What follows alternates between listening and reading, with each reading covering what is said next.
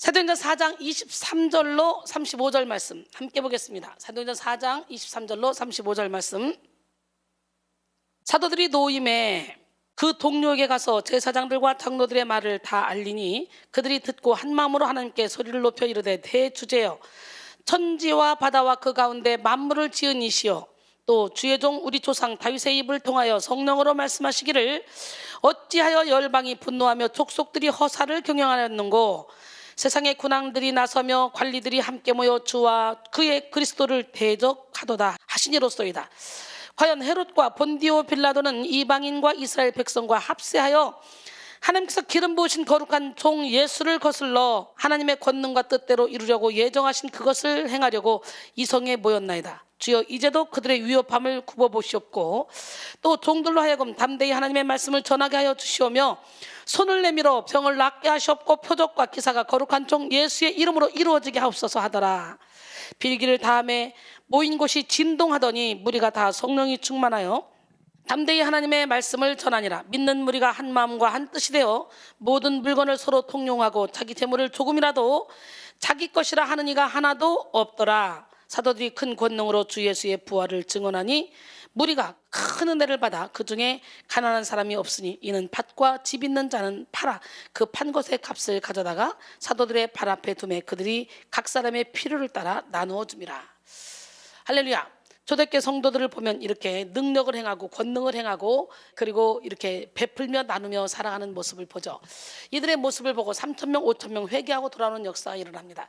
오늘날 한국교회가 그렇게 돼야 되는데 요즘 밑바닥까지 떨어져서 어떻게 해야지 이것이 다시 수습될까 걱정이 되지만 결단코 하나님은 그냥 보고 계시지 않습니다. 이제 믿는 자들을 통해 하나님이 빛을 발하게 하시고 다시 한번 한국교회에 큰 부흥의 불길을 일으켜 주실 줄로 믿습니다. 오늘은 비상하는 그리스도인 테마 설교 두 번째 시간 권능의 비상이라는 제목으로 함께 은혜를 나누기를 원합니다.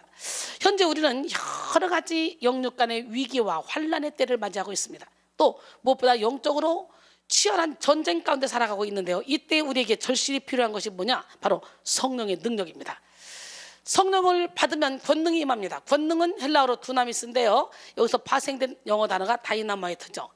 때로 다이너마이트가 악한 자들의 손에 주어질 때 수많은 사람을 죽이는 무서운 무기로 사용되죠. 그러나 원래 노벨이 이거를 개발할 때 만든 취지는 악한 무기가 아닌 광산 폭파와 딱딱한 바위 덩어리를 깨뜨리기 위함이었다고 합니다. 이것은 손 안에 쥘 정도의 작은 크기지만 그것이 터졌을 때 집채만한 바위를 한꺼번에 쫙 한순간에 파괴시킬 수 있을 정도의 강력한 힘을 가진다고 합니다. 오늘 이 시간 다이너마이트와 같은 성령의 강한 역사로 여러분 속에 깨지지 않았던 거대한 자아가 완전히 깨지는 역사가 일어나기를 바랍니다. 그리고 성령의 권능을 덧입어서 이 악하고 패역한 세대를 거슬러 부흥을 향해 비상하는 여러분 모두가 되기를 바랍니다. 갈라디아서 2장 20절에 내가 그리스도와 함께 십자가에 못 박혔나니 그런즉 이제는 내가 사는 것이 아니오 오직 내 안에 그리스도께서 사시는 것이라. 이제 내가 육체 가운데 사는 것은 나를 사랑하사 나를 위하여 자기 자신을 버리신 하나님의 아들을 믿는 믿음 안에서 사는 것이라. 내가 철저히 죽으면 내 안에 예수가 사십니다. 골로새 3장 1절로 5절 그러므로 너희가 그리스도와 함께 다시 살리심을 받았으면 위의 것을 찾으라. 거기는 그리스도께서 하나님 우편에 앉아 계시니라. 위의 것을 생각하고 땅의 것을 생각하지 말라. 이는 너희가 죽었고 너희 생명인 그리스도와 함께 하나님 안에 감추어졌습니다. 우리 생명이신 그리스도께서 나타나실 그때에 너희도 그와 함께 영광 중에 나타나리라. 그러므로 땅에 있는 지체를 죽이라. 곧 음란과 부정과 사욕과 악한 정욕과 탐심이니 탐심은 우상숭배니라 그랬어요. 20세기 신학계에 가장 큰 영향을 미친 칼바르트와 20세기 교회 부흥운동의 거장인 부흥사 빌리 그램 목사가 스위스에서 같이 휴가를 보낸 일이 있었다 그래요. 그때 빌리 그램 목사는 칼바르트에게 신학에서 제일 강조해야 할 것이 무엇이라고 생각합니까? 라고 물었는데요. 칼바르트는 조금도 망설이지 않고 성령이지요 라고 대답했다 그래요.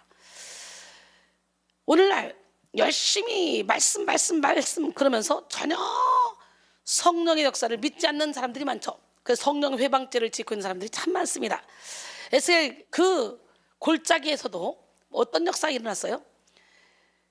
말씀을 전할 때 막 마른 뼈들이 붙고 심줄도 생기고 사람같이 됐지만 생기가 그 안에 없었어요. 생기를 불어넣을 때 온전해진 거예요. 군대가 된 거예요. 그런 것처럼 말씀과 성령은 따로 갈래야 따로 갈 수가 없습니다.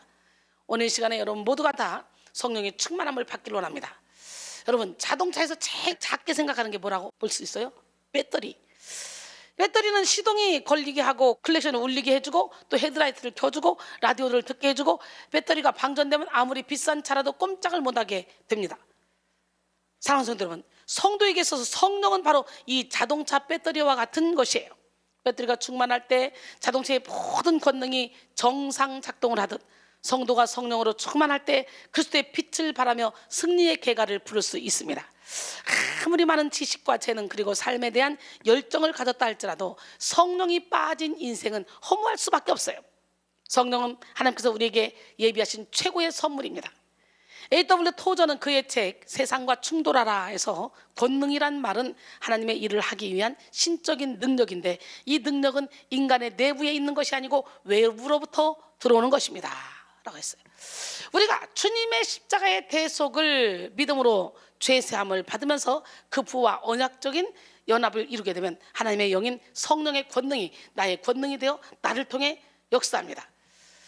예수 그리스도를 믿음으로 성령님의 권능을 받고 그 성령을 따라 행하는 성도가 되십시오 라고 말합니다.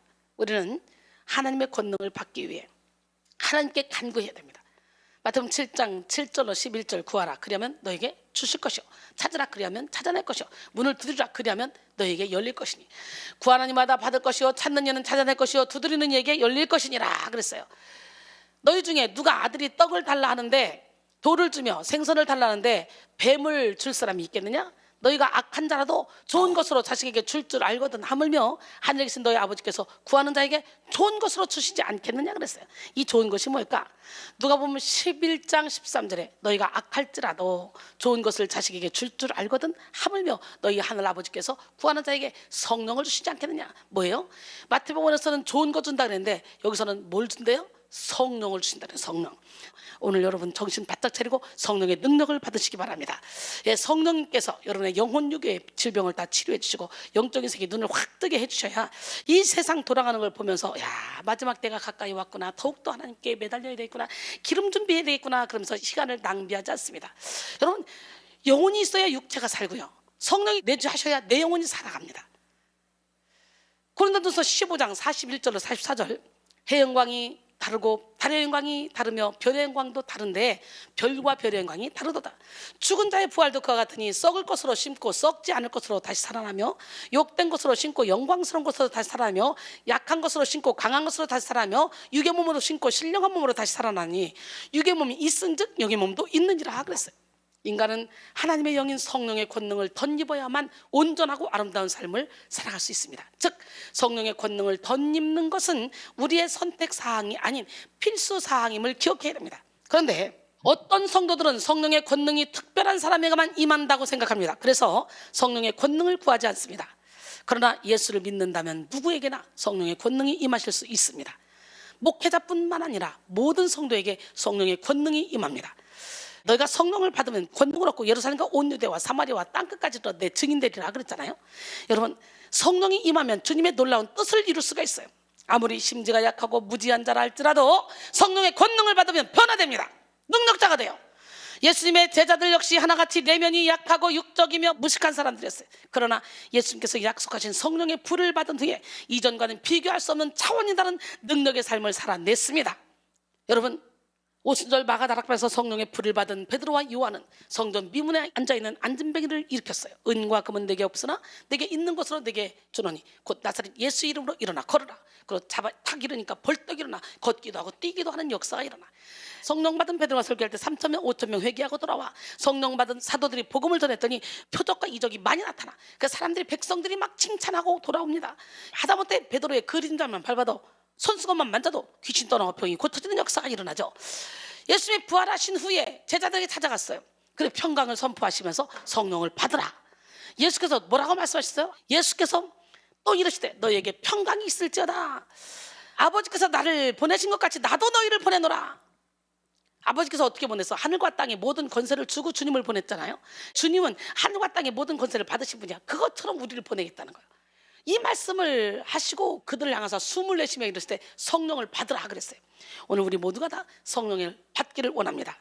예수님의 제자들의 이 연약한 믿음의 실상을 누구보다 잘 알고 계셨던 이 예수님, 그 그 예수님은요, 그런데도 또 가서서 그 배신했던 제자들을 선택하신 거예요. 예수님을 배반하고 돌아설 것을 알면서도 그들을 더욱더 사랑하셨어요. 예수님의 사랑은 우리가 상상할 수 없을 정도로 순수하고 완전합니다. 부족한 제자들을 끝까지 사랑하셨듯이 자신의 목숨을 우리에게 내주면서 끝까지 사랑해 주셨습니다. 인간의 불완전함을 너무나 잘 아시고 이해하시는 예수님은 우리를 위해 완전한 능력, 확실한 권능인 성령을 예비하셨습니다. 우리는 이 성령의 도우심이 없이 결코 하나님의 뜻을 온전히 알 수 없으며 또한 사명을 감당할 수도 없습니다. 요한복음 16장 12절로 13절, 내가 아직도 너희에게 이를 것이 많으나 지금은 너희가 감당하지 못하리라. 그러나 진리의 성령이 오시면 그가 너희를 모든 진리 가운데로 인도하시리니 그가 스스로 말하지 않고 오직 들은 걸 말하며 장래 일을 너희에게 알리시리라. 누가복음 24장 49절에 볼지어다 내가 내 아버지께서 약속하신 것을 너희에게 보내리니 너희는 위로부터 능력으로 입혀질 때까지 이 성에 머물라 하시니라 그랬어요. 성령의 권능을 덧입은 한 사람의 영향력은 실로 대단합니다. 성령은 전지전능하신 하나님의 영입니다. 성령 하나님은 천지를 창조하신 분이시며 온 우주 만물의 역사를 주관하십니다. 따라서 성령의 권능을 덧입은 사람은 하나님의 권세로 시대의 변화와 부흥을 주도하는 역사의 주인공이 됩니다. 그 대표적인 인물로서 현대 부흥의 아버지라고 불리는 찰스 피니가 있습니다. 그가 처음으로 회심했을 때의 고백입니다. 나는 주님의 발 앞에 쓰러져서 내가 할 수 있는 모든 회개를 다 하였다. 나는 주님의 두 발을 나의 눈물로 온통 다 적시어 놓았다.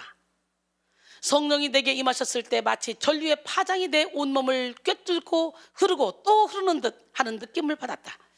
성령의 사랑이 내게 밀려왔다.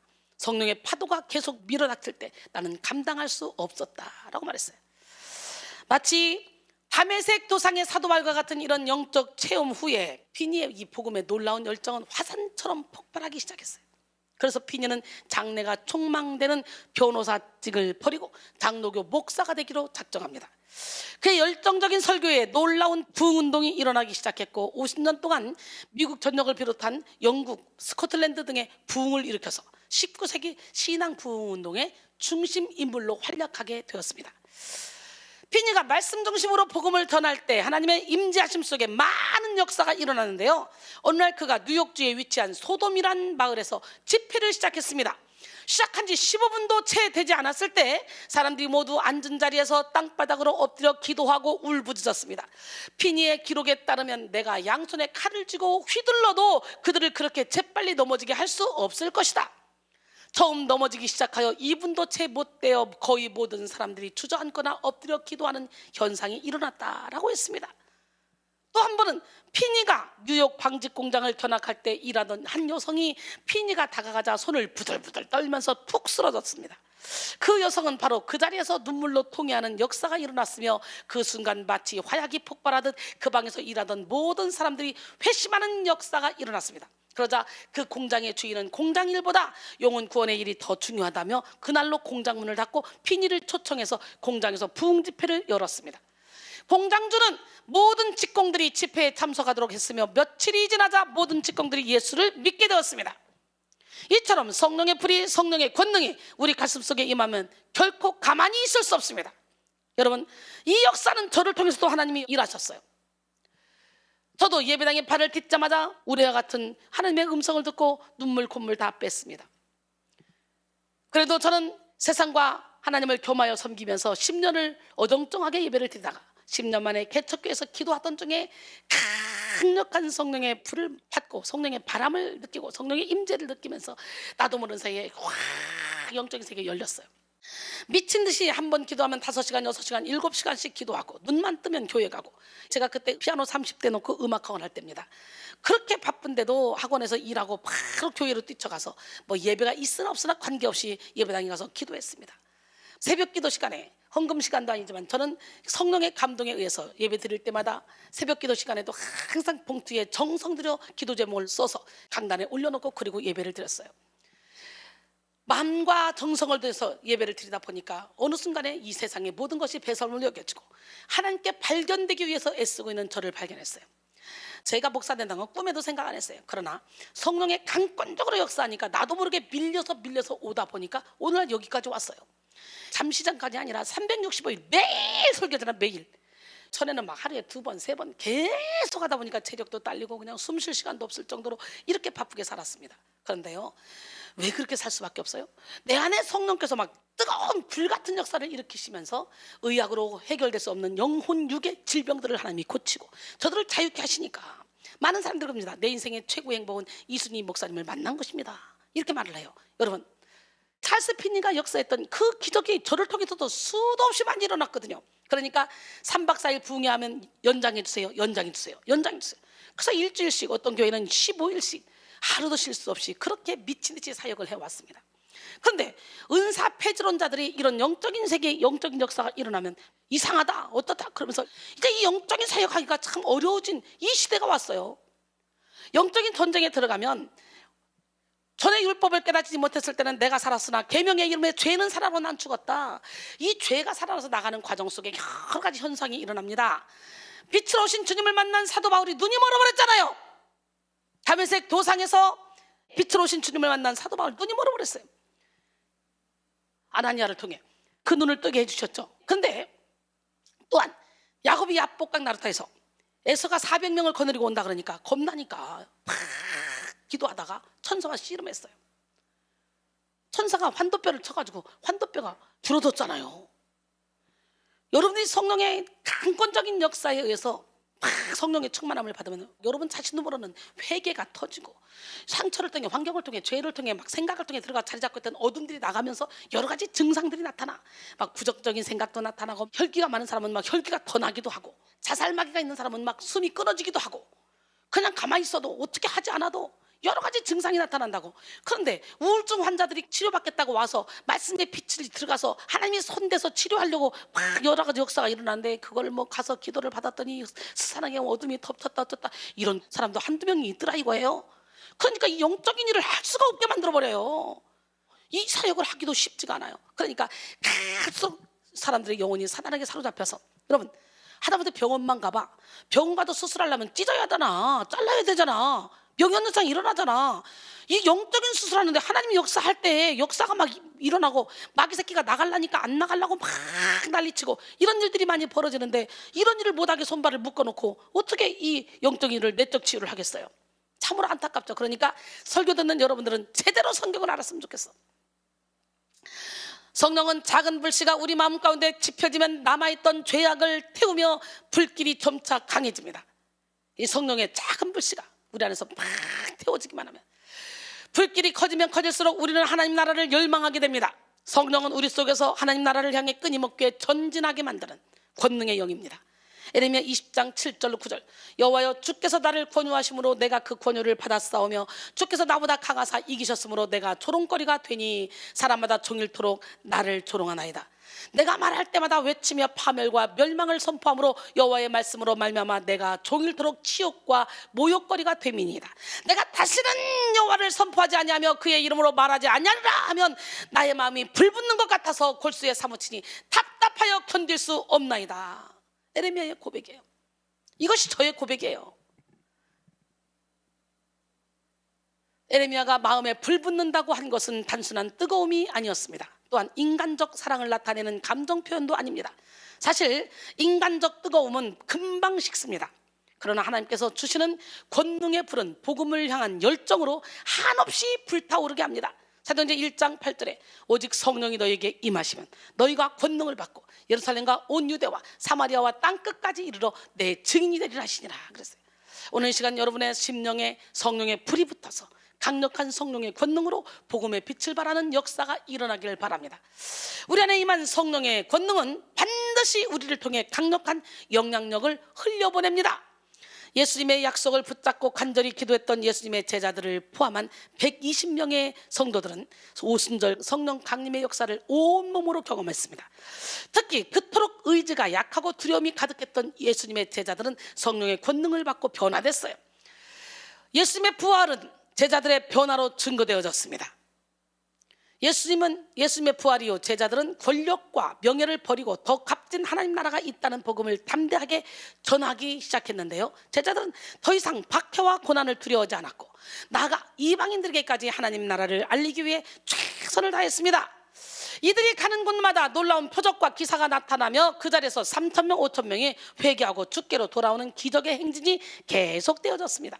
성령의 권능을 받은 사도들은 세상이 감당 못할 담대함으로 거침없이 하나님 나라를 향해 달려나갔습니다. 이처럼 성령의 권능을 덧입은 제자들의 계속적인 기적의 행진을 담은 것이 바로 오늘 본문의 사도행전입니다. 이제 본문의 배경을 한번 살펴보겠습니다. 본문의 내용 바로 이전 사도행전 4장 1절로 22절의 내용을 요약해보자면, 솔로몬 행각에서 복음을 전하던 베드로와 요한이 투옥되었고 이들이 행한 안진뱅이 치유 사건에 대해 신문받게 되었습니다. 그러나 백성의 관리들과 장로들이 신문 앞에 베드로와 요한은 더 담대하게 예수의 이름을 증거했고, 이에 사내들인 공회는 이들을 협박하기에 이르렀습니다. 사도행전 4장 18절로 20절, 그들을 불러 경고하여 도무지 예수의 이름으로 말하지도 말고 가르치지도 말라 하니 베드로와 요한이 대답하여 이르되, 하나님 앞에서 너희의 말을 듣는 것이 하나님의 말씀을 듣는 것보다 옳은가 판단하라. 우리는 보고 들은 것을 말하지 않을 수 없도다 그랬어요. 아무리 협박을 해도 성령의 권능으로 충만했던 베드로와 요한은 더 거침없이 복음에 대한 확신을 선포했습니다. 결국 계속해서 이들을 통해 표적이 나타났고 관리들은 이들을 어떻게 처벌할 줄 몰라서 석방을 시켰어요. 어쩔 수 없이. 사도행전 4장 21절로 22절에 관리들이 백성들 때문에 그들을 어떻게 처벌할지 방법을 찾지 못하고 다시 위협하여 놓아주었으니 이는 모든 사람이 그 된 일을 보고 하나님께 영광을 돌림이라. 이 표적으로 병 나은 사람은 40여세나 되었더라 그랬어요. 바로 이것이 성령의 권능으로 비상하는 제자들의 모습입니다. 당시 초대교회는 굉장한 핍박과 박해 속에 있었습니다. 그러나 그럼에도 불구하고 강력한 성령의 권능으로 무장한 제자들과 성도들은 그 환난의 때에 더 큰 부흥을 주도하는 능력의 행진을 이어갔습니다.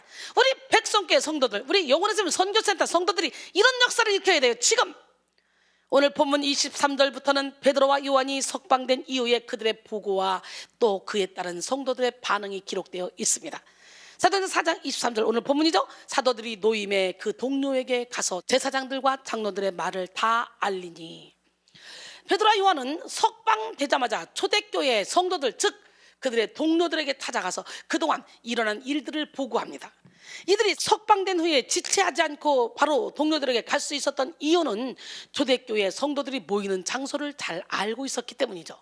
이것은 당시 초대교회 성도들이 어느 정도 지정된 장소에서 모이기에 힘쓰고 있었다는 사실을 말해주기도 합니다. 그렇다면 사도들이 이처럼 석방된 즉시 신앙의 동료들을 찾아간 이유가 무엇일까요? 그저 그들이 옥에서 당한 심리와 재판으로 인해 받은 피로를 풀거나 혹 위로를 얻기 위해서일까요? 또는 자신들을 도와준 무리들의 마음이 변해 다시 자신들을 붙잡을까 두려워해서 피하기 위해서였을까요? 아닙니다. 사도들이 동료들에게 달려간 목적은 옥에 갇혀 신문받을 때에도 하나님이 함께 하셨다, 함께 하신 성령의 역사를 증거하기 위함이었습니다. 또 복음 전파가 금지된 상황에 그 상황에서도 굴복하지 말고 더 담대히 복음 전파에 매진하도록 합심해서 기도하기 위함이었습니다. 이후로 전에 이어지는 본문 24절부터 30절까지는 사도들의 보고를 듣고 난 이후 성도들이 합심하여 기도한 사실로 채워져 있습니다. 이처럼 성령이 충만했던 초대교회는 당시 심한 박해 속에 좌절하거나 낙심하지 않고 오히려 더 큰 부흥과 사역을 위해서 적극적으로 기도하는 성숙한 교회였습니다. 우리 한국교회가 현재 직면한 상황도 이 초대교회의 때와 다르지 않습니다. 계속되는 코로나19의 확산으로 인한 예배 금지 명령 가운데 한국교회는 심각한 영적 위기를 맞이했습니다. 사탄은 이 상황 가운데 교묘하게 기독교의 생명력을 빼앗았고 복음을 약하게 만들고자 성도들을 공격하고 있습니다. 그러나 여러분, 상황이 갈수록 악화된다 할지라도 우리는 결코 낙심하거나 이 현실에 안주해서는 안 됩니다. 초대교회 성도들은 목숨과 맞바꾸면서 예배를 드리고 신앙을 지켜냈습니다. 기독교 박해는 익히 있어왔던 일입니다. 그리스도인들은 오히려 박해 가운데 더욱더 잡초처럼 굳세게 신앙을 일구었습니다. 초대교회 당시 신학자 테툴리아누스는 기독교인들을 박해하는 로마 지방 행정관에게 편지를 보냈습니다. 너희들이 우리를 타작할 때마다 우리는 즉시 더 많은 숫자로 불어난다. 그리스도인의 피는 신앙의 씨앗이다 라고 편지했어요. 수많은 순교자들의 피가 씨앗이 되어 꽃을 피우게 된 것이 오늘날의 기독교 신앙입니다. 오늘 초대교회 사도들과 성도들의 모습을 본받아 기도의 불을 태워야 돼요. 그래서 더 강력한 성령의 권능을 덧입고 주님의 뜻을 향해 비상하는 우리 백성인들이 되고 우리 기독교인들이 되기를 바랍니다. 권능으로 비상하기 위한 비결은 뭐냐? 바로 기도입니다. 기도 외에는 이런 종류가 나갈 수 없어요. 오늘 본문에서 초대교회 성도들과 제자들은 심한 박해와 핍박 가운데 더 강력하게 기도하기를 결단했습니다. 즉 권능의 비상을 위한 최고의 비결은 뭐냐? 바로 기도에 있다는 것을 우리는 깨달아야 된다는 거죠. 종교개혁기에 스코틀랜드의 앤 여왕은 개혁자 존 낙스를 가리켜서 유럽의 1만 군대보다 그의 기도가 더 두렵다라고 했어요. 여러분, 조지 물러는요, 기도란 그리스도의 능력을 붙잡는 손이다. 늙어갈수록 기도를 더 많이 하라. 그래야 신령한 일에 냉랭해지지 않는다라고 했습니다. 그레이엄은 기도는 어둠 속에서 하나님을 볼 수 있는 거울이다. 기도는 아침에 열쇠요 저녁에 자물쇠이다라고 했어요. 지금은 다른 어느 때보다 더 적극적인 기도로 하나님께 간구해야 할 때입니다. 권능으로 비상한 초대교회 성도들은 어떻게 기도했을까요? 모두 한 마음이 되어 전심전력으로 기도했어요. 사도들의 보고를 들은 초대교회 성도들의 반응은 합심기도로 나타났습니다. 이는 초대교회 공동체의 가장 큰 특징이 기도에 힘쓰는 공동체였음을 잘 보여줍니다. 특히 본문에서는요, 이들이 기도하는 모습과 특징이 구체적으로 나타나 있습니다. 사도행전 4장 24절, 그들이 듣고 한 마음으로 하나님께 소리를 높여 이르되, 뭐였어요? 한 마음으로. 이 한 마음으로에 해당하는 호모디마도는 함께 동시에라는 뜻의 호무와 열정, 열망이라는 뜻의 디모스의 합성어에서 유래했는데요, 즉 하나의 열정으로 일치된 마음으로 라는 뜻을 지닙니다. 당시 기도를 함께 드린 사람의 수가 얼마나 되었는지는 알 수 없으나 성령이 충만한 성도들이 하나의 목적을 위해 한 마음 한 뜻을 품고 기도했음은 분명합니다. 예수님은 공생의 사역 가운데 제자들을 향해 합심하여 기도할 것을 명령하셨습니다. 마태복음 18장 19절로 20절, 진실로 다시 너에게 이르노니 너희 중에 두 사람이 땅에서 합심하여 무엇이든지 구하면 하늘에 계신 내 아버지께서 그들을 위하여 이루게 하시리라. 두세 사람이 내 이름으로 모인 곳에는 나도 그들 중에 있느니라. 우리는 어려울수록 흩어질 것이 아니라 마음이 하나 되어 기도해야 됩니다. 지금 비록 대면 예배를 드리지 못하고 각 가정에서, 각 사업장에서, 각 있는 곳에서, 자동차 안에서 예배를 드리고 있지만 우리는 마음이 하나 돼야 돼요. 영으로 하나로 뭉쳐야 돼요. 그래 큰일을 날 수가 있어요. 아무리 열심히 기도한다 할지라도 미움과 시기, 질투가 가득한 기도는 하나님이 기뻐하시지 않습니다. 예수의 사랑으로 분열이 아닌 하나됨으로 기도할 때 주님의 능력이 놀랍게 역사하십니다. 전도서 4장 12절에 한 사람이면 패하겠거니와 두 사람이면 맞설 수 있나니 세 겹줄은 쉽게 끊어지지 아니하느니라. 할렐루야! 우리 백성, 우리 영혼의 선교센터 식구들은 하나님이 맡겨주신 사명이 워낙 크기 때문에 하나로 똘똘 뭉쳐야 돼요. 주 안에서 하나로. 하나 되면은 강력한 능력이 있습니다. 하나보다는 둘, 둘보다는 셋, 셋보다는 그 이상이 모였을 때 시너지 효과가 나타나는데 그건 대단합니다. 시너지 효과의 대표적인 사례 몇 가지를 한번 들어볼까요? 기러기는 따뜻한 곳과 먹이를 찾아 1년에 1만 킬로 이상을 비행한다 그래요. 이렇게 장거리를 비행하기 위해서 기러기는 반드시 무리를 지어 V자 대형으로 날아가는데요, V자 대형으로 날아갈 경우 가장 선두에 있는 기러기가 공기의 저항을 가장 많이 받는 대신 후미에 있는 기러기들은 혼자 날 때보다 공기의 저항을 약 70% 이상 덜 받는다고 합니다. 그러니까 훨씬 편하게 가겠죠. 선두에 있는 기러기가 지쳐서 힘이 빠지잖아. 그러면 이제 그 다음에 있는 비둘기가 교대해서 또 가는 거예요. 그래서 힘이 빠지면 또 그 다음 비둘기가 교대하고. 이야, 이렇게 하나 되어 움직이는데 안타깝게도 우리 인간은 하나 되지 못하니 참으로 기가 막히지 않습니까? 어느 한 실험을 통해 말 한 마리가 끌 수 있는 물건의 무게가 2톤이었다고 합니다. 그렇다면 쉽게 생각해서 두 마리는 몇 톤이 될 것 같아요? 4톤이 되겠죠. 그러나 놀랍게도 두 마리의 말이 의기투합이 되면요, 최대 23톤의 물건을 끌 수 있다 그래요. 시너지 효과죠. 이런 폭발적인 연합의 힘이 바로 우리가 내야 하는 합심 기도의 힘입니다. 샌프란시스코의 랜드마크인 금문교는 제가 가봤거든요. 최초의 현수교로 그 아름다움과 웅장함이 아주 유명합니다. 6차선 너비의 다리가 2825m 길이로 뻗어있는 이 길고 육중한 다리를 붙드는 힘은 바로 철사들이 함께함에 있습니다. 227m의 주탑에 매여있는 1m 굵기의 철선은 한 통으로 된 쇠붙이가 아닙니다. 그 안에는 우리 머리카락보다 약간 굵은 일본 철사 27,000개의 가닥이 함께 꼬여 있습니다. 한 가닥 한 가닥은 맨손으로 끊을 수 있을 만큼 약하지만 27,000개가 함께 붙어 있을 때는 그 엄청난 하중의 다리를 붙들 힘을 갖게 되는 거예요. 우리 또한 하나 되어 영적인 시너지 효과를 내야 돼요.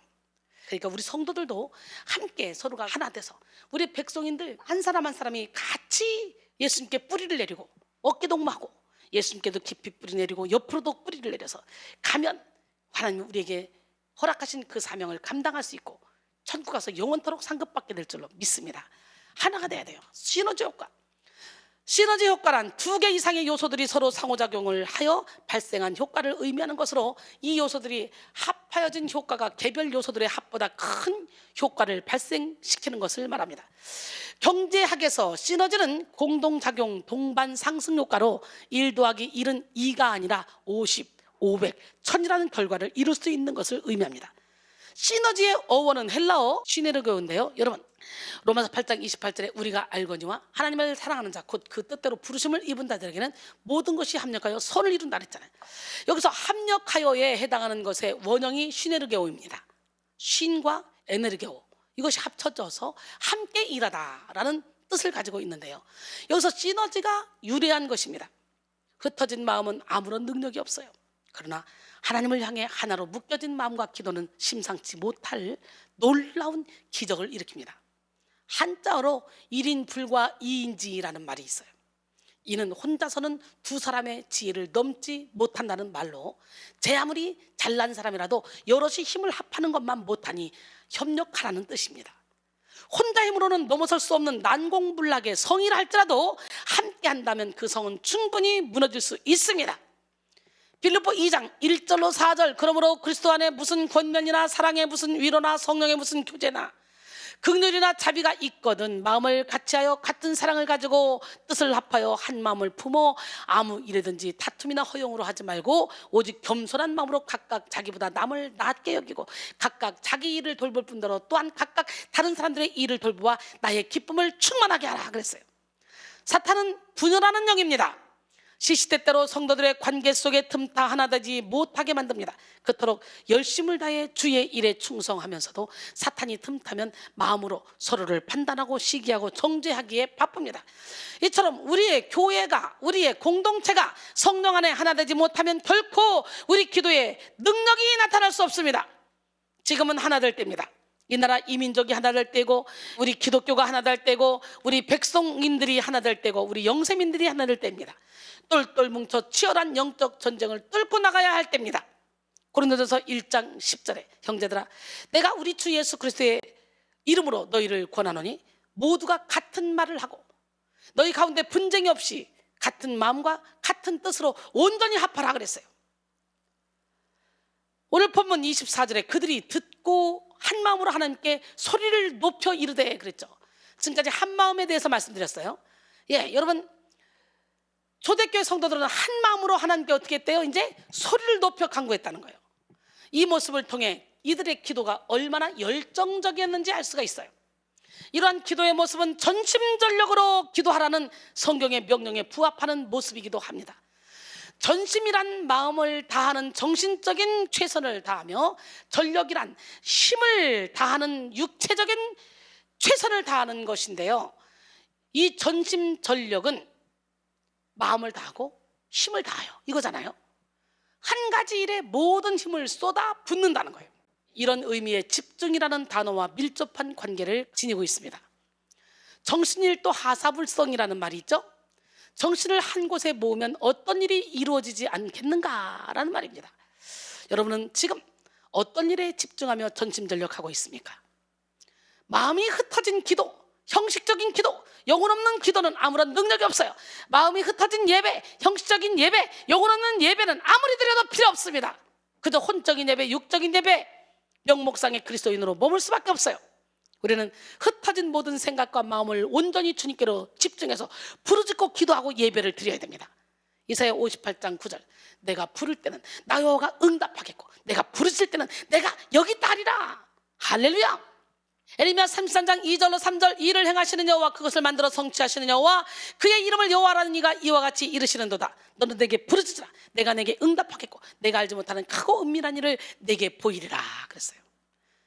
여러분, 하나님은 환난의 때에 흩어져라, 기도 쉬어라, 예배 쉬어라 이렇게 말씀하신 적이 없어요. 환난의 때에, 재앙의 때에 전심전력으로 부르짖는 우리의 기도를 반드시 응답해 주시겠다고 약속하셨어요. 역대하 7장 13절로 14절, 혹 내가 하늘을 닫고 비를 내리지 아니하거나, 혹 메뚜기들에게 토산을 먹게 하거나, 혹 전염병이 내 백성 가운데 유행하게 할 때에 내 이름으로 일컫는 내 백성이 그들의 악한 길에서 떠나 스스로 낮추고 기도하여 내 얼굴을 찾으면 내가 하늘에서 듣고 그들의 죄를 사하고 그들의 땅을 고칠지라. 바로 지금이 우리가 부르짖어 기도할 때란 말이지.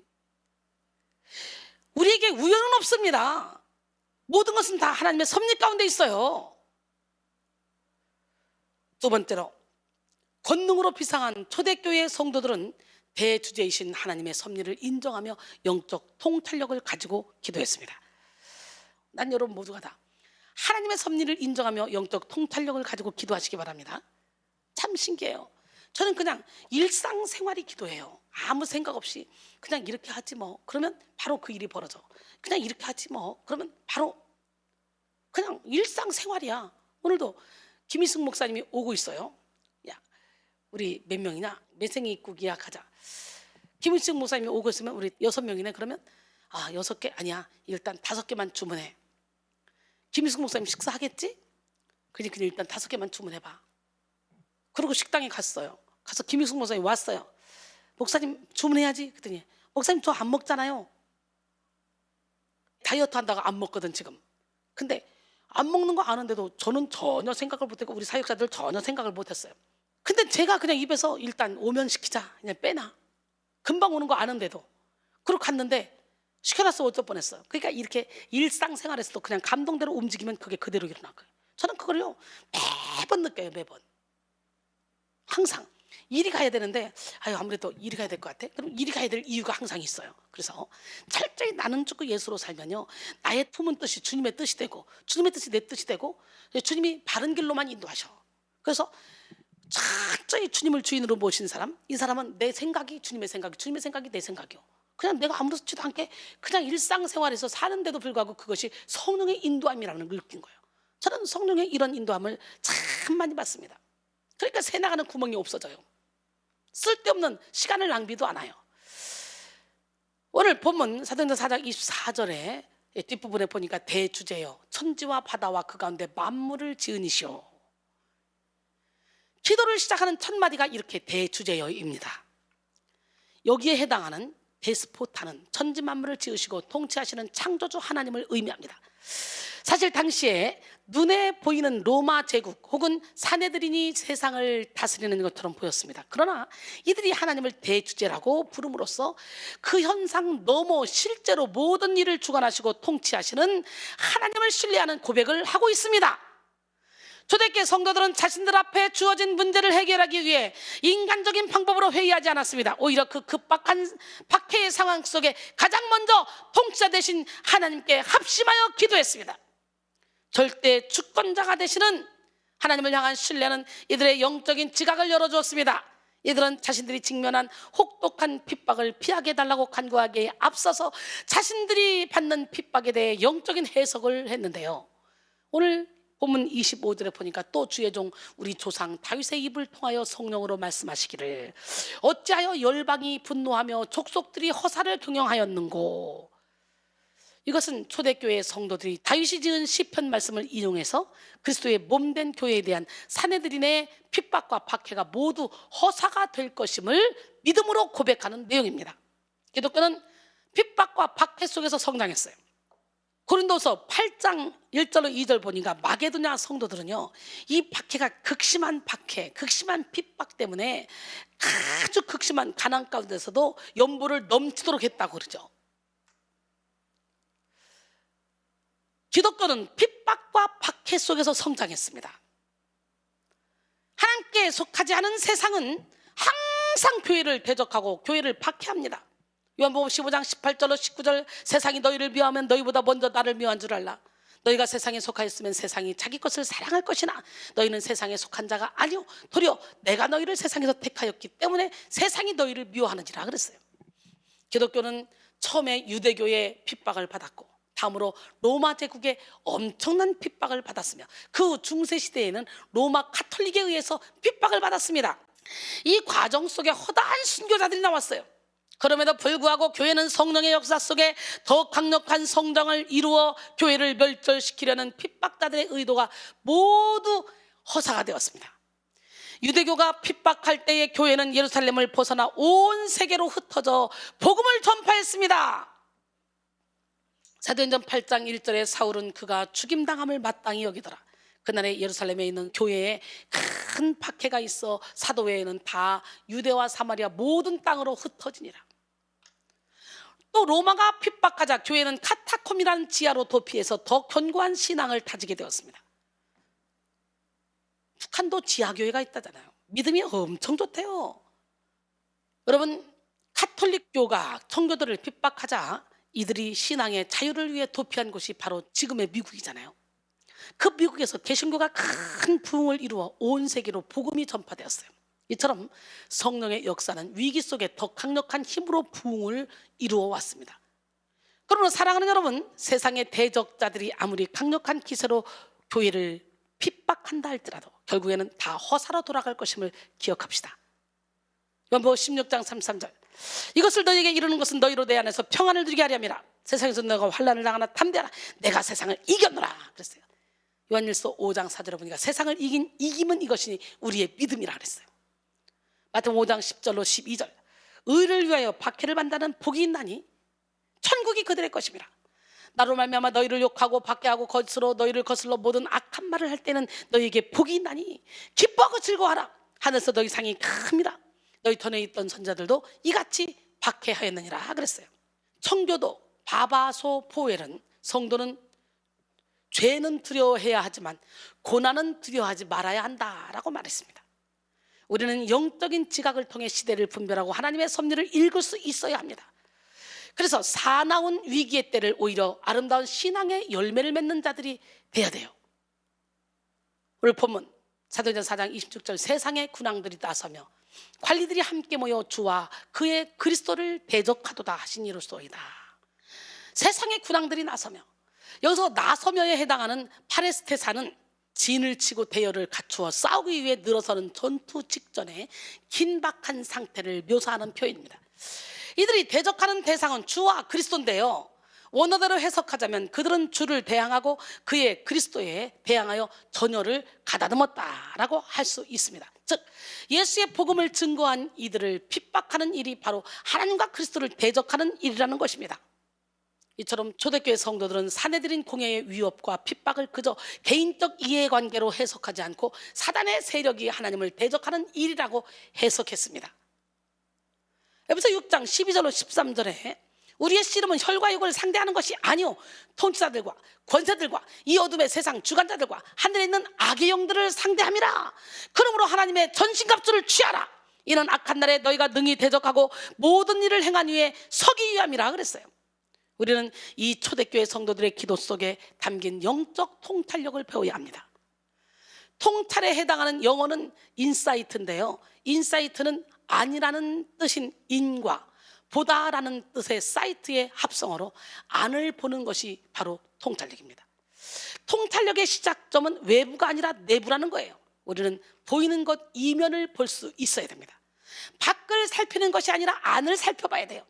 우리의 싸움은 결코 인간적인 감정 싸움, 이해 싸움, 사랑과의 싸움이 아닙니다. 우리는 더욱더 예리한 영적 능력을 가지고 공중권세 잡은 악한 영들과의 싸움이라는 걸 분별해서 담대히 싸워야 돼요.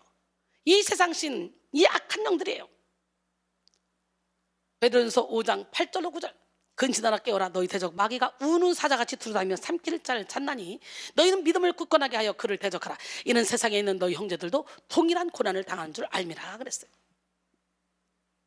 초대교회 성도들은 기도 가운데 계속해서 하나님과 예수 그리스도를 대적한 일들을 나열했고, 결국 이 모든 것이 하나님의 섭리 가운데 예정된 일임을 인정하고 고백했어요. 하나님의 섭리는 언제나 완전하며 확실합니다.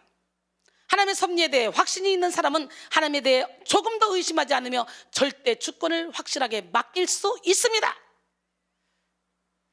그러므로 우리는 이 시대 가운데서도 하나님의 섭리를 읽고 그 뜻을 실현해 내야 합니다. 하나님이 사랑하는 자들을 430년 만에 애굽에서 출애굽시켜서 가나안 땅에 들어가게 하셨잖아요. 사랑하는 자들, 우리 하나님, 또 이 사랑하는 자들을 어떻게 바벨론의 포로로 70년이나 보냈잖아. 사랑하는 자들, 우리 하나님이 우리 한국교회 정신차리라고, 믿는 자들 정신차리라고 사랑하는 우리가 있지만 이렇게 막 교회가 박해하도록 허락했다는 거예요. 이 세상 사람들을 사용하시는 거예요, 하나님이. 그래서 우리가 지금 해야 될 때는 깨어서 기도할 때라는 거예요. 같이 휩쓸려서 욕할 때가 아니고. 오늘 본문 사도행전 4장 27절 28절, 과연 헤롯과 본디오 빌라도는 이방인과 이스라엘 백성과 합세하여 하나님께서 기름 부으신 거룩한 종 예수를 거슬러 하나님의 권능과 뜻대로 이루려고 예정하신 그것을 행하려고 이 성에 모였나이다. 이들이 유대 종교 지도자들의 핍박 속에 있는 고난 속에서도 하나님의 뜻과 섭리를 인정하는 이 고백은 매우 성숙한 신앙인의 고백이죠. 하나님은 본문 속에 나타난 헤롯 왕이나 빌라도 총독 혹 대제사장들과 같은 악인들의 악행까지도 예수님의 십자가 구속 사역을 이룬 일에 사용했습니다. 그렇다고 해서 하나님이 악인들의 마음을 충동질하신 것은 결코 아니죠. 그들이 악의 도구가 된 것은 그들 스스로가 자유의지를 가지고 타락했기 때문이에요. 결국 악인들은 그들의 악한 정욕에 따라 그리스도를 죽였지만 하나님은 거대한 섭리 속에 이들은 그 역사를 성취하는 부속 수단이 된 거예요. 다음으로 이어지는 본문은 초대교회 성도들이 기도한 구체적인 내용을 담고 있습니다. 첫째, 하나님이 자신들을 박해하는 세력의 위협을 감시해달라는 간구죠. 29절, 주여 이제도 그들의 위협함을 굽어 보시옵고. 굽어 보시옵고에 해당하는 에피데는 위에서 보다, 어떤 대상에 대해 관심을 가지고 보다라는 의미인데요. 즉 초대교회 성도들은 유대 종교 지도자들을 주목해서 보시고 그들의 손으로부터 건져달라는 의미가 담겨있죠. 이들은 박해를 피하기 위한 인간적인 방법을 생각하기보다 전능자 하나님께서 직접 악인들을 살펴보시고 다스려 주시기를 간구했습니다. 모든 것을 주관하시는 하나님을 향한 확실한 믿음을 가졌기에 이들은 결코 낙심하거나 상처받지 않았어요. 억울하다고 변명하거나 분노하지도 않았어요. 모든 것을 하나님의 손에 올려드렸습니다. 로마서 12장 19절로 21절, 내 사랑하는 자들아 너희가 친히 원수를 갚지 말고 하나님의 진노하심에 맡기라. 기록되었을 때 원수 갚는 것이 내게 있으니 내가 갚으리라고 주께서 말씀하시니라. 내 원수가 줄이거든 먹이고 목마르거든 마시게 하라. 그리함으로 내가 숯불을 그 머리에 쌓아놓으리라. 악에게 치지 말고 손으로 악을 이기라 그랬어요. 오히려 이들은 하나님의 일, 즉 복음 전파에 더 마음을 쏟았습니다. 갈라디아서 6장 6절로 9절, 가르침을 받는 자는 말씀을 가르친 자와 모든 좋은 것을 함께하라. 스스로 속이지 말라. 하나님은 업신여김을 받지 아니하시나니 사람이 무엇으로 심든지 그대로 거두리라. 자기 육체를 위하여 심는 자는 육체로부터 썩어질 것을 거두고 성령을 위하여 심는 자는 성령으로부터 영생을 거두리라.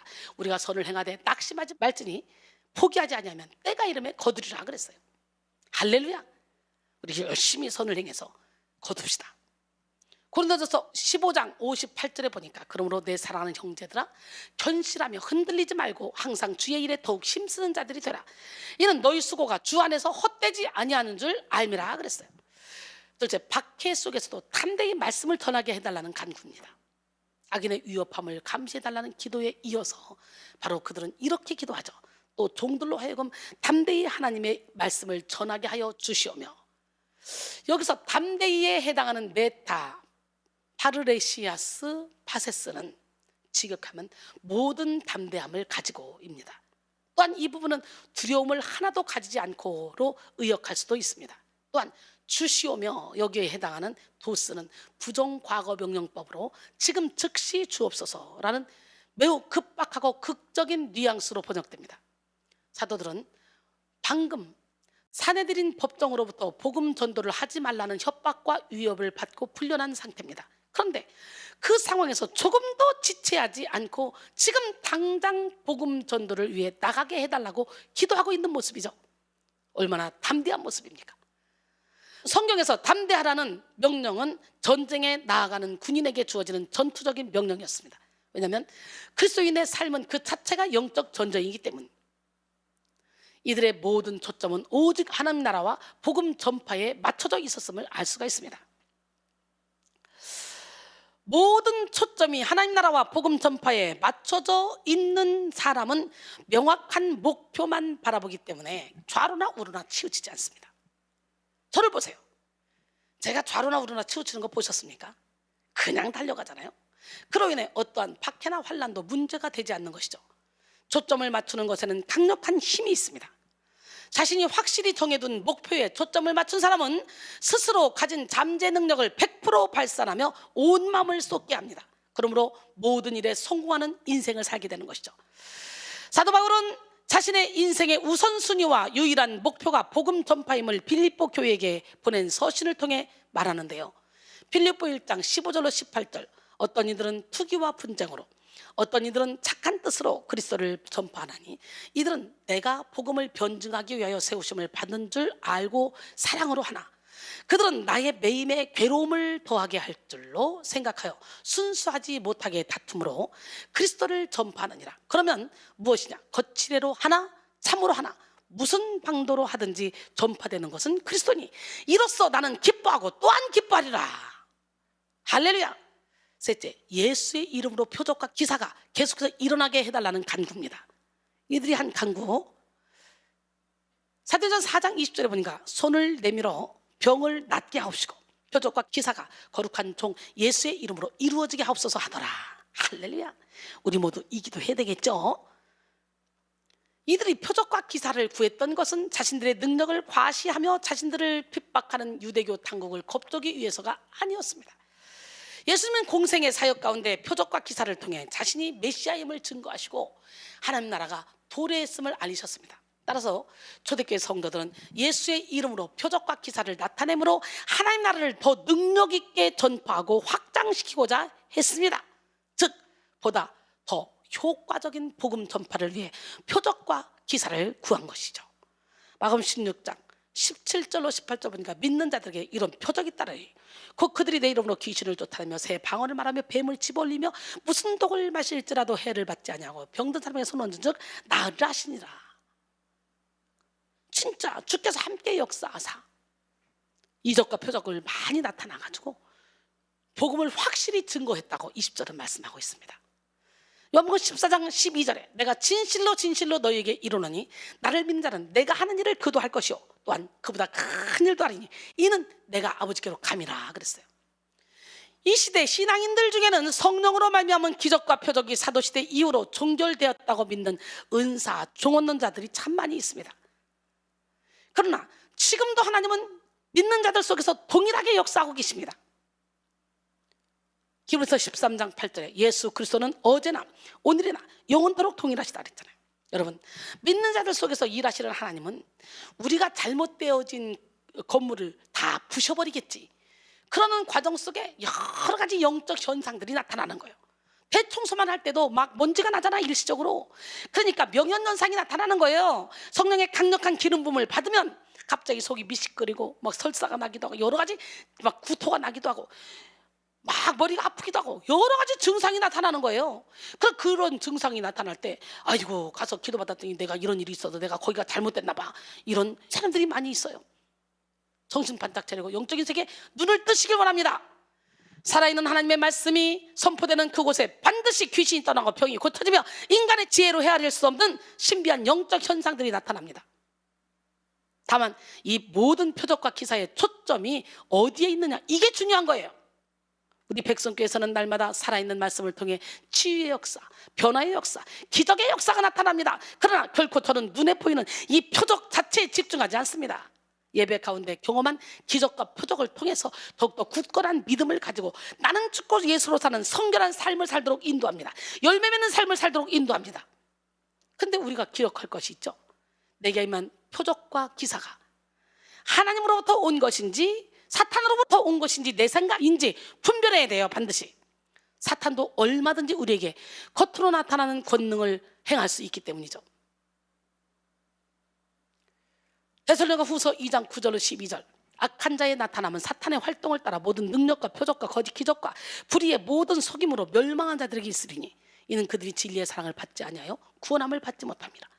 이러므로 하나님이 미혹의 역사를 그들에게 보내사 거짓 것을 믿게 하심은 진리를 믿지 않고 불의를 좋아하는 모든 자들 하여금 심판을 받게 하려 하심이라 그랬어요. 하나님으로부터 오는 권능인지 사탄으로부터 오는 권능인지 반드시 어떻게 할 수 있어? 열매로 할 수 있습니다. 열매로. 여러분 모두가 다 열매 맺는 삶을 삽시다. 사탄으로부터 오는 거짓 권능은 열매 없이 표적만 나타나는 권능이에요. 성령의 권능을 받았다고 하면서 여전히 마음에 교만이 있고 시기 질투가 있다면 사탄에게 속은 거예요. 야고 3장 14절로 16절. 그러나 너희 마음속에 독한 시기와 다툼이 있으면 자랑하지 말라. 진리를 거슬러 거짓말하지 말라. 이러한 지혜는 위로부터 내려온 것이 아니요 땅의 것이요 정욕의 것이요 귀신의 것이니 시기와 다툼이 있는 곳에는 혼란과 모든 악한 일이 있음이라 그랬어요. 하나님의 영은 겸손의 영이며 사랑과 화평의 영입니다. 또한 탐심과 이기심이 가득하다면 그것 또한 사탄에게 속는 것입니다. 골로새 3장 5절에 보니까 그러므로 땅에 있는 지체를 죽이라. 곧 음란과 부정과 사욕과 간청욕과 탐심이니 탐심은 우상숭배니라 그랬어요. 성령은 우리로 하여금 철저히 이타적인 삶, 희생적인 삶, 섬기는 삶을 살게 합니다. 하나님의 권능은 하나님의 뜻을 따르는 경건한 삶에서 옵니다. 그리스도 안에서 당신의 형제 자매를 사랑하게 합니다. 하나님의 권능은 희생적이고 관대합니다. 친절합니다. 그리고 궁극적으로 하나님의 권능은 죄를 이기게 합니다. 하나님의 권능은 자기 십자가를 넉넉히 지게 하고 우리의 자아를 십자가에 못 박게 합니다.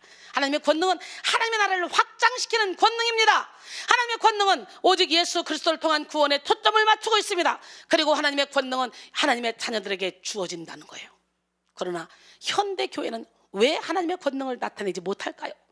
이전에는 교회가 사회를 이끌어가며 문화를 주도해 갔는데 이 시대는 왜 세상이 교회를 걱정하는 지경까지 이르렀을까요? 2008년 아틀란타의 한 집회에서 폴 워셔 목사는 현대교회를 향한 10가지 기소장이라는 설교를 했습니다. 이 설교는 21세기 최고의 설교라는 평을 받으며 10년이 넘는 지금 이 순간에도 우리에게 많은 도전을 줍니다. 그가 말하는 10가지는 성경의 충분성에 대한 실질적 거부, 하나님에 대한 무지, 사람들의 죄를 지적하지 않음, 예수 그리스도의 복음에 대한 무지, 비성경적인 복음 초청, 교회의 본질에 대한 무지, 교회의 권징 부족, 구별됨에 대한 침묵, 가정에 대한 성경적 원칙을 어김, 하나님 말씀을 먹지 않는 목사들입니다. 우리는 이 10가지를 깊이 돌아보고 돌이켜 회개함으로 하나님의 권능을 회복하고 하나님의 자녀들의 공동체인 교회가 다시 세상에서 빛과 소금의 칼을 감당하여 우리의 착한 행실을 통해 하나님을 바라볼 수 있도록 해야 합니다. 마태복음 5장 14절로 16절. 너희는 세상의 빛이라. 산 위에 있는 동네가 숨겨지지 못할 것이요 사람이 등불을 켜서 말 아래 두지 아니하고 등경 위에 두나니 이러므로 집안 모든 사람에게 비치느니라. 이같이 너희 빛이 사람 앞에 비치게 하여 그들로 너희 착한 행실을 보고 하늘에 계신 너희 아버지께 영광을 돌리게 하라 그랬어요. 우리 일어나 빛을 발합시다.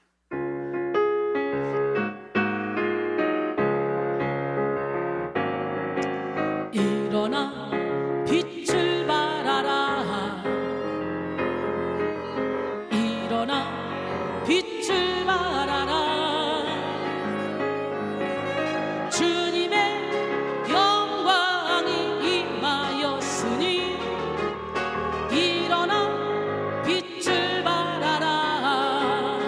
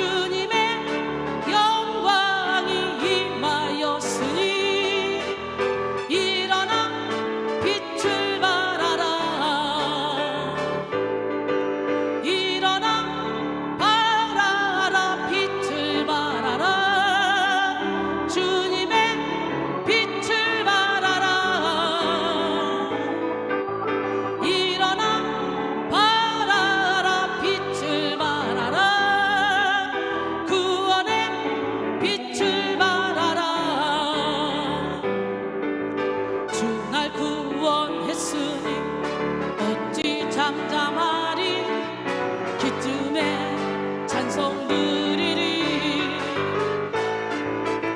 주 내 죄 사했으니 어찌 잠잠하리. 기쁨에 경배 드리리. 주를 향한 나의 사랑 멈출 수 없네. 멈출 수 없네. 나 기쁨에 춤추리. 내 모든 슬픔 바꾸셨네. 나 기쁨에 춤추리. 내 모든 삶 주 안에 있네. 아멘.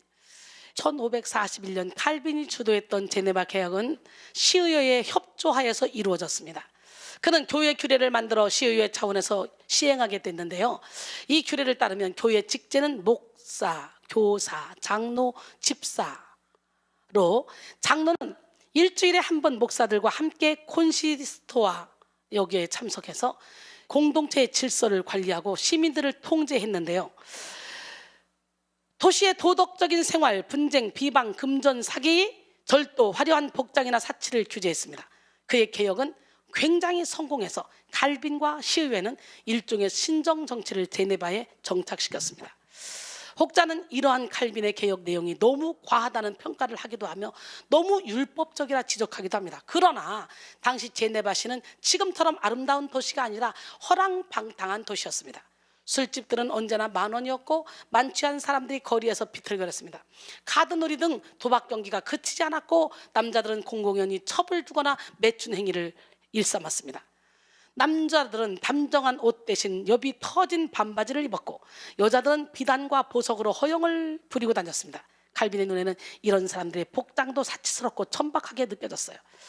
칼빈의 종교개혁의 모토는 교회교육과 제네바의 아카데미 교육을 통한 인간의 회복과 윤리적 인성의 회복, 그리고 사회 속에 소외되고 가난한 자들에 대한 사랑과 실천의 섬김의 실천을 통한 사회적 회복이었습니다.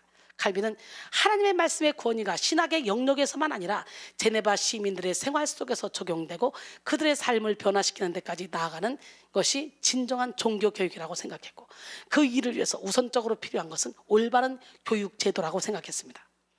성경적 영적 교육과 인문교육을 통해 신앙적 윤리적 인간으로 회복함으로써 교회와 사회를 섬기는 일꾼들을 양성하는 것이라고 생각했습니다. 이런 칼빈의 종교개혁은 제네바 시민들의 신앙과 더불어 그 시 자체를 살리는 계기가 되었습니다. 이 세상은 하나님의 것입니다. 하나님의 복음의 권능은 믿는 자에게 미래와 소망을 주지만 동시에 현 시대의 동일한 소망으로 우리의 삶을 이끌어갑니다. 우리 그리스도인들은 하나님의 권능을 회복해야만 합니다. 회복함과 동시에 충만한 권능을 받아야 합니다. 그래서 나를 변화시키고 교회를 변화시키고 세상을 변화시켜야 돼요. 로마서 12장 2절에 너희는 이 세대를 본받지 말고 오직 마음을 새롭게 함으로 변화를 받아 하나님의 선하시고 기뻐하시고 온전하신 뜻이 무엇인지 분별하도록 하라 그랬어요. 그렇다면 초대교회 성도들은 권능을 받고 어떤 역사를 일으켰을까요? 오늘 본문 31절에 빌기를 다음에 모인 곳이 진동하더니 무리가 다 성령이 충만하여 담대히 하나님 말씀을 전하니라. 할렐루야! 진동하더니에 해당하는 에살유대의 원형 샬루오는 바람에 의해 갈대와 같은 물체가 흔들리는 상태 혹은 감옥의 문을 열게 할 만한 큰 지진을 묘사하는 데 사용된 동사입니다. 이런 현상은 성도들의 간절한 합심 기도가 연락되었다는 가시적 증거이며 동시에 성령의 강한 임재와 연결됩니다. 본문에 나타난 진동의 현상은 우리가 하나님의 임재를 느끼도록 우리의 오감을 사용하시는 방법이기도 합니다. 저르기 19장 17절로 19절 모세가 하나님을 맞으려고 백성을 거느리고 진에서 나오매 그들이 산 기슭에 서 있는데 시내산에 연기가 자욱하니 여호와의 불 가운데서 거기 강림하심이라. 그 연기가 옹기가마 연기같이 떠오르고 온 산이 크게 진동하며 나팔 소리가 점점 커질 때에 모세가 말한즉 하나님이 음성으로 대답하시더라 그랬어요. 할렐루야. 오순절 성령 강림 때 성령의 불을 경험한 이들은 더 강력한 성령의 기름 부으심으로 성령의 기름 부으심을 받게 되었습니다. 오순절 때 일어난 성령 충만은 성령 세례와 충만이 동시에 일어났죠. 오늘 본문에서도 성령 충만은 성령 세례를 받은 자들에게 계속적으로 일어나는 현상입니다. 우리는 성령의 충만함을 통해 권능의 삶을 살게 됩니다. 예수님도 하나님으로부터 성령의 충만함을 받고 권능을 받고 권능의 삶을 살았죠. 사도행전 10장 38절에 하나님이 나사렛 예수에게 성령과 능력을 기름 부터 다셨음에 그가 두루 다니시며 선한 일을 행하시고 마귀에게 눌린 모든 사람을 고치셨으니 이는 하나님이 함께 하셨습니다. 여러분 있는 그곳에서 온라인 예배지만 함께 따라해 봅니다. 하나님이 자기 이름 불러봐요. 순이에게 성령과 능력을 기름 부터 다셨음에 순이가 두루 다니며 선한 일을 행하고 마귀에게 눌린 모든 사람을 고쳤으니 이는 하나님이 함께 하셨습니다. 오늘 이 성령의 충만함을 받기를 원합니다. 성령의 권능을 받기를 원합니다. 예수님의 12 제자들도 사도로 부름받고 전도 여행을 떠나기 전 예수님으로부터 권능을 받았죠. 마태복음 10장 1절입니다. 예수께서 그의 12 제자를 부르사 더러운 귀신을 쫓아내며 모든 병과 모든 약한 것을 고치는 권능을 주시니라. 할렐루야. 사도는 원어로 아포스톨로스인데요, 보냄을 받은 자라는 뜻입니다. 이들은 보내신 분을 대신해 임무를 수행하는 자들이잖아요. 예수님이 너희가 가서 거저받았으니 거저주라고 말씀하시며 권위를 남용하지 않도록 주의를 줬죠. 마태복음 10장 7절로 8절 가면서 전파하여 말하되 천국이 가까이 왔다 하고 병든 자를 고치며 죽은 자를 살리며 나병한 자를 깨끗하게 하며 귀신을 쫓아내되 너희가 거저받았으니 거저주라. 여러분 하나님의 명령이잖아. 제자들을 보내면서 병든 자를 고치래, 죽은 자를 살리래, 나병한 자를 깨끗하게 하래, 귀신을 쫓아내래. 할렐루야. 오늘 본문에 나오는 초대교회 성도들도 권능을 받고 오늘 이 간절한 합심 기도를 통해 더 강력한 성령의 기름 부심을 받게 되었습니다. 그리고 더욱더 담대히 하나님의 말씀을 전하게 되었죠.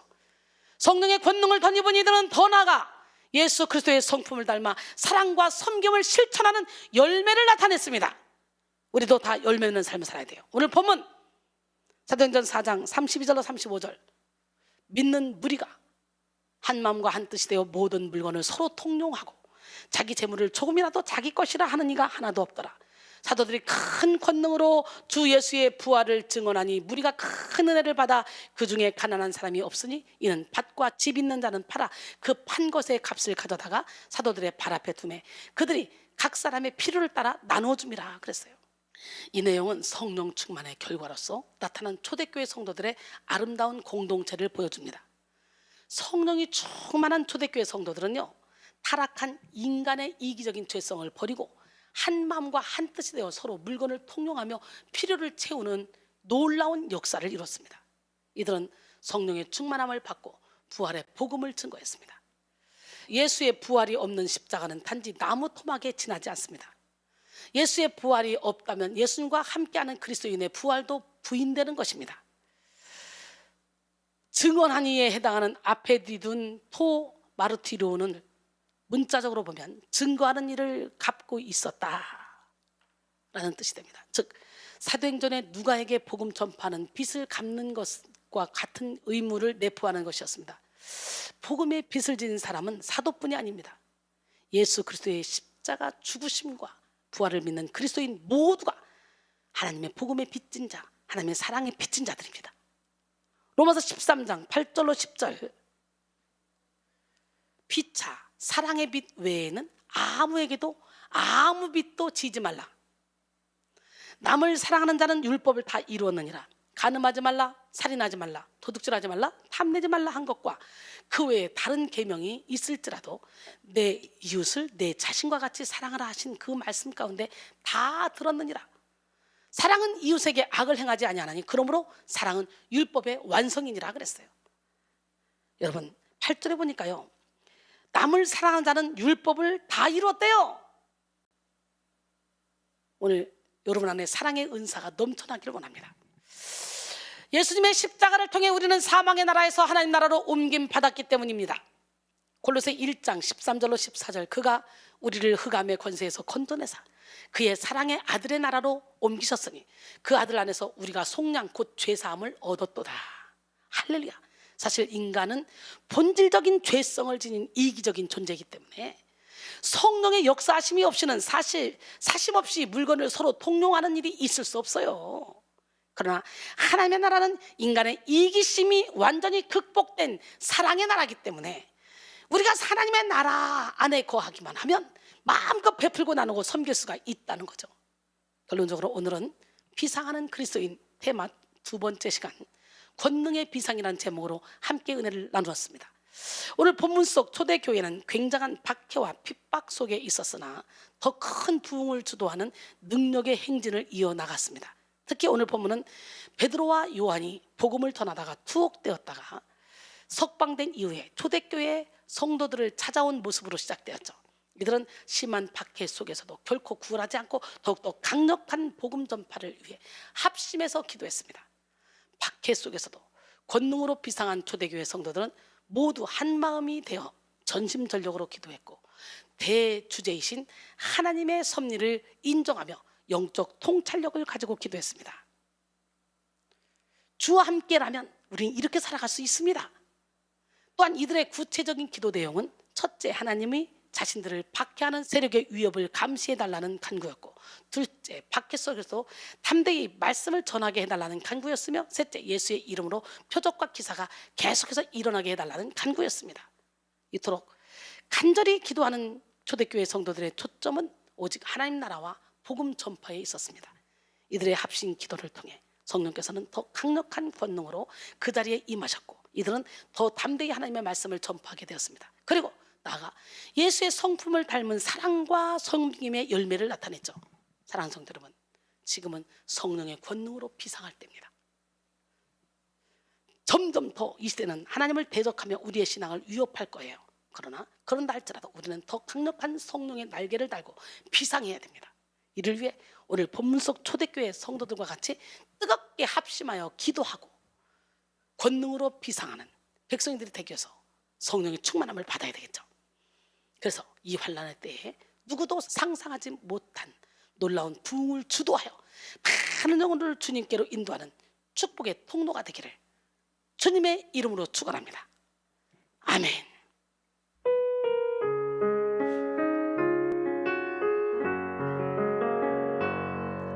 주와 함께라면 가난해도 좋아, 참된 부요함이 내 맘에 가득하니까 때로는 날 유혹하려고 세상 바람 휘몰아쳐 와도 나는 결코 잊을 수 없어. 자비로 주의 음성을, 주와 함께라면 병들어도 좋아, 참된 강건함이 내 맘에 가득하니까 때로는 날 넘어뜨리려 거친 파도 휘몰아쳐 와도 나는 결코 놓을 수 없어. 따사로운 주의 손길을 내 맘 아시는 주, 항상 함께 계셔. 약한 내 영혼에 위로와 능력 주시네. 가난해도 병이 들어도 시련의 밤 어둡고 깊어도 나는 주옵소서. 아름다운 주의 나라를,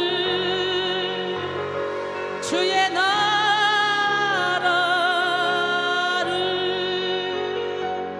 주의 한번 부르고 통성으로 기도합니다. 주여